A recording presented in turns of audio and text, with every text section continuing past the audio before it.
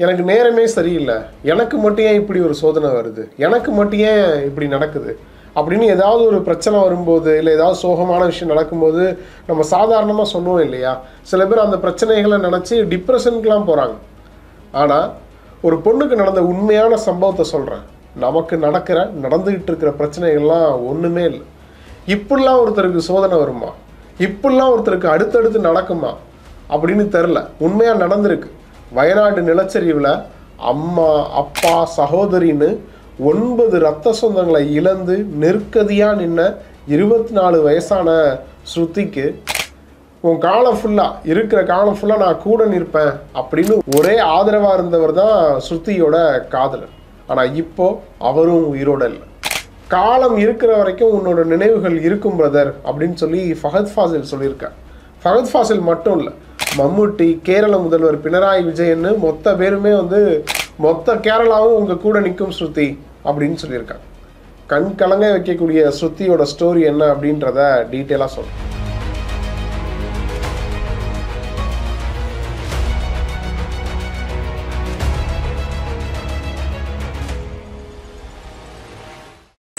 சபிதா, சிவண்ணா, ஸ்ருதி, ஸ்ரேயான்னு ஒரு அழகான குடும்பம் வயநாடு மேப்பாடியில் இருந்துச்சு.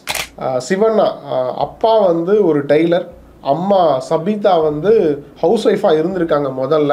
ஆனால் 2018 புத்துமலையில் ஏற்பட்ட நிலச்சரிவில் சிவண்ணாவோட டெய்லர் கடை அடிச்சுட்டு போயிடுது. அதுக்கப்புறம் வருமானத்துக்காகவும் பொருளாதார நெருக்கடிகள் வர்றதுனால சபிதாவும் பக்கத்தில் இருந்த டெக்ஸ்டைல் கடையில் ஒரு சேல்ஸ் ஜாபும் பார்க்குறாங்க. தங்கச்சி ஸ்ரேயா டிகிரி படிச்சுக்கிட்டு இருக்காங்க. ஸ்ருதி ஒரு ப்ரைவேட் ஹாஸ்பிட்டலில் அக்கௌண்டண்ட்டாக ஒர்க் பண்ணிக்கிட்டு இருக்காங்க. சிவண்ணாவோட 2018 நடந்த நிலச்சரிவில் சிவண்ணாவோட டெய்லர் கடை போனதுக்கப்புறம் அவரால் சொந்தமாக டைலரிங் மிஷின் வாங்க முடியல, சொந்தமாக ஒரு கடை வைக்க முடியல. ஆனால் 3 பேரும் சேர்ந்து சொந்த வீடு வாங்கணும், சொந்த வீடு கட்டணும்னு ஒரு முடிவில் இருக்காங்க. ஸோ அதுக்கு கொஞ்சம் கொஞ்சமாக பணம் சேர்க்குறாங்க. அந்த பணத்தை வச்சு சொந்த வீடும் கட்டுறாங்க. 3 மாதத்துக்கு முன்னாடி தான் அந்த வீட்டுக்கான கிரகப்பிரவேசமும் நடத்தியிருக்காங்க.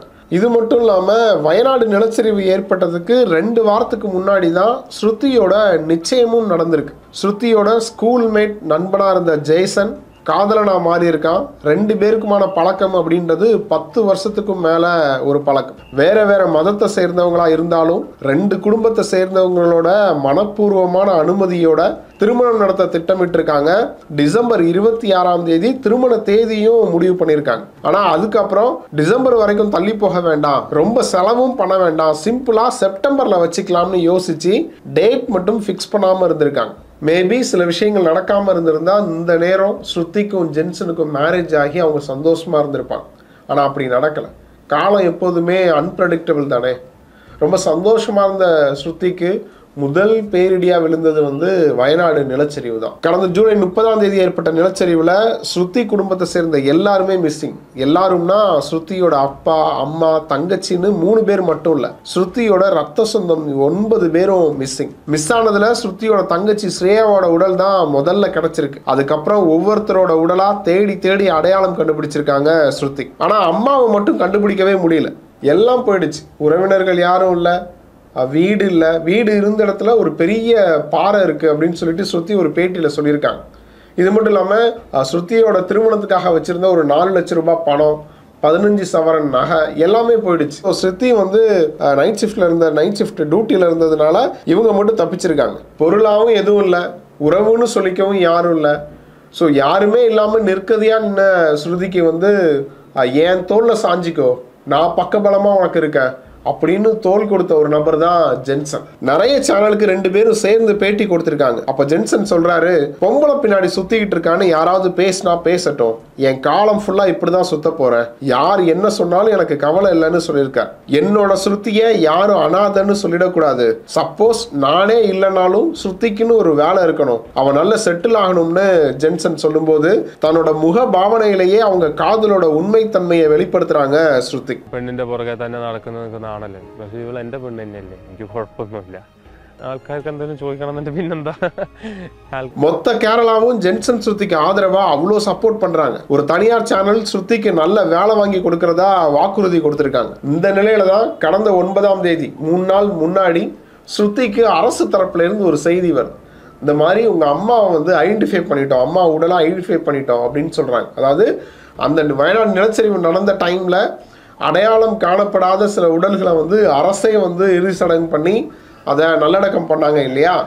ஸோ அப்படி நல்லடக்கம் பண்ணும்போது அந்த உடல்லேருந்து டிஎன்ஏ டெஸ்ட் எடுத்து அதுக்கான சில ஒரு ஐடென்டிஃபை நம்பரும் கொடுத்து வச்சுருக்காங்க. ஸோ அப்படி ஸ்ருதி கொடுத்த தகவலின் அடிப்படையிலையும் ஸ்ருதி கொடுத்த அந்த டிஎன்ஏ தகவலின் அடிப்படையிலையும் அந்த ஸ்ருதியோட டிஎன்ஏ ரிசல்ட்டும் அந்த உடலோட ரிசல்ட்டும் மேட்ச் ஆனதுனால இந்த மாதிரி உங்கள் அம்மாவோட உடல் இங்கே இருக்கு, இறுதி சடங்கு இந்த இடத்துல நடத்தப்பட்டிருக்கு அப்படின்னு சொல்கிறாங்க. அது எங்கே இருக்குது அப்படின்னா ஸ்ருதி இருக்கிற இடத்துலேருந்து ஒரு 7.5 கிலோமீட்டர் தாண்டி ஒரு இடத்துல இருக்குது. அது புதுமலை அப்படின்ற ஒரு இடத்துல இருக்குது. அங்கே வர சொல்கிறாங்க. ஸோ அங்கே அதாவது அம்மாவோட உடல் அடக்கம் செய்யப்பட்ட இடத்துல அஞ்சலி செலுத்த ஸ்ருதி ஒரு ஆம்னியில போகிறாங்க. நிலச்சரிவு நடந்ததுலேருந்து ஸ்ருதி கூடவே ஒரு ஆன்மாவாக சுற்றிக்கிட்டு இருக்கிற ஜென்சன் எப்படி போகாமல் இருப்பார்? ஜென்சனும் கூடவே போகிறாரு. அந்த ஆம்னியை ஓட்டுனது ஜென்சன் தான். கூட அவரோட ஒரு உறவினர் இருந்ததாகவும் சொல்லப்படுது. ஸ்ருதி ஒரு பேட்டியில் சொல்லியிருக்காங்க, ஜென்சன் கூட இருக்கிறதுனால தான் என்னால் கொஞ்சமாவது ரிலாக்ஸாக இருக்க முடியுது, என்னை தனியாகவே விட மாட்டிருக்கான், தனியாக நான் இருந்தேன் அப்படின்னா என்ன யோசிப்பேன்னு எனக்கே தெரியல அப்படின்னு சொல்லியிருக்காங்க. அதுக்கு ஜென்சன் இன்டர் பண்ணி அதாவது குறுக்கிட்டு என்ன சொல்லுவார் அப்படின்னா, ரெஸ்ட் ரூம் போகிறதா இருந்தால் கூட வாசல் வரைக்கும் நான் கூட போகிறேன், அதை பார்த்து யார் என்ன சொன்னாலும் பரவாயில்லன்னு சொல்லுவார். உடனே ஸ்ருதி மறிச்சு இன்னொன்று ஒன்று சொல்லுவாங்க, இடமறிச்சு ஒன்று சொல்லுவாங்க. என்ன சொல்லுவாங்க அப்படின்னா, நாங்கள் உன்னை தனியாக விடலை, ஜென்சனை உன் கூட விட்டுட்டு தான் போயிருக்கோம்னு மேபி அம்மா அப்பா மேலே இருந்து சந்தோஷப்படுவாங்கன்னு நினைக்கிறேன் அப்படின்னு சொல்லுவாங்க. இங்கே எங்கேயோ இருந்து அப்பாவும் அம்மாவும் நானும் ஜென்சனும் இருக்கிறத பார்த்துட்டு தான் இருப்பாங்க அப்படின்னு ஸ்ருதி சொல்லும் போதே ஸ்ருதியை ஒரு மாதிரி அணைச்சி பிடிப்பாரு ஜென்சன். இந்த வீடியோவை பார்த்த எல்லாருமே இவங்க 2 பேரும் காலம் ஃபுல்லாக சேர்ந்து இருக்கணும் அப்படின்னு தான் நினச்சிருப்பாங்க. அந்த வீடியோ கீழே கமெண்ட்டை போய் பார்த்தாலுமே அப்படிதான் எல்லாருமே அப்படிதான் போட்டிருப்பாங்க. சொல்லி வச்ச மாதிரி எல்லாருமே நீங்கள் நல்லா இருக்கணும், சேர்ந்து இருக்கணும், காலம் ஃபுல்லாக இப்படியே இருக்கணும் அப்படின்ற மாதிரி தான் போட்டிருப்பாங்க. ஆனால் என்ன தெரியுமா நடந்திருக்கு?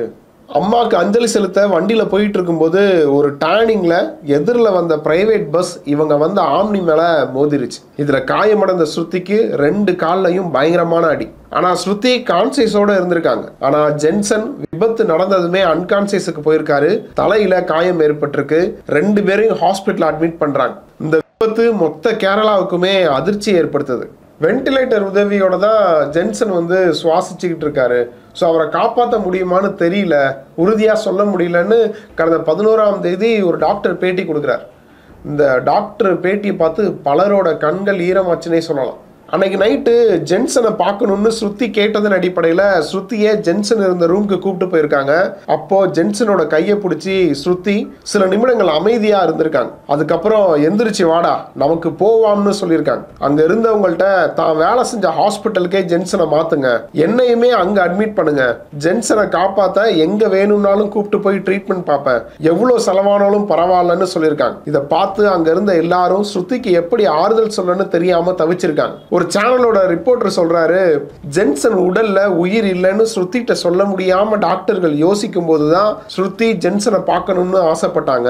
மேபி ஜென்சனோட கையை பிடிச்சதுமே ஸ்ருதிக்கு புரிஞ்சிருக்க வாய்ப்பு இருக்குன்னு சொல்லியிருக்காங்க. பட் அதிகாரப்பூர்வமா நேத்து காலையில அதாவது 12ஆம் தேதி காலையில ஜென்சன் இனி இல்லைன்னு சொல்லப்பட்டதும் கடைசியா ஜென்சனோட உடலை ஸ்ருதி இருந்த அறைக்கு கொண்டு போய் ஸ்ருதிட்ட காமிச்சிருக்காங்க. அதுக்கப்புறம் மதியம் 3 மணி அளவுல ஜென்சனுக்கு இறுதி சடங்கு நடந்திருக்கு. ஸ்ருதியோட அறையில ஜென்சன் இருக்கும்போது ஜென்சனை நிமிர்ந்து ஸ்ருதியால பார்க்க முடியல. ஏன்னா அவங்களுமே 2 கால்லையுமே அடிபட்டு பயங்கரமான அடி, கம்பி வச்சு கட்டியிருக்காங்க.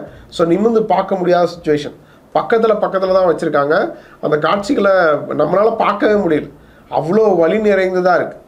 அதுக்கப்புறம் 3 மணிக்கு இறுதி சடங்கு நடந்திருக்கு. அப்பா இல்லை, அம்மா இல்லை, சகோதரி இல்லை, வீடும் இல்லை, பணமும் இல்லை, எப்போதும் கூட இருப்பேன்னு சொல்லி நண்பனா காதலனா கணவனா மாறப்போறவனா இருந்த தலையை சாய்க்க தோல் கொடுத்தவனும் இப்ப இல்லை. எழுந்து நடக்க காலில் பலமும் இல்லை. அந்த பொண்ணு இனி என்னங்க செய்வான்? கேரளால ஜென்சனுக்காக கண்ணீர் சிந்தாத கண்களே இல்லை. ஃபஹத் ஃபாசில், மம்முட்டின்னு பலரும் தங்களோட வேதனையை வெளிப்படுத்தியிருக்காங்க. எதை கொடுத்து ஸ்ருதிக்கு ஆதரவு சொல்லணும்னு தெரியல. ஸ்ருதிக்கு ஆதரவா மொத்த கேரளாவும் இருக்கும்னு முதல்வர் பினராயி சொல்லியிருக்கார்.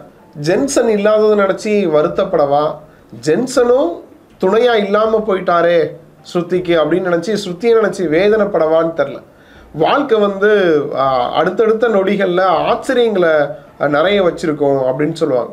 ஆனால் ஸ்ருதியோட வாழ்க்கையில் மட்டும் ஏன் அதிர்ச்சியை கொடுத்துருக்கு அப்படின்னு தெரில. ஸ்ருதிக்கு நடந்தது குறித்து, ஜென்சனுக்கு நடந்தது குறித்து நீங்கள் என்ன நினைக்கிறீங்க அப்படின்றத கமெண்ட்டில் சொல்லுங்கள்.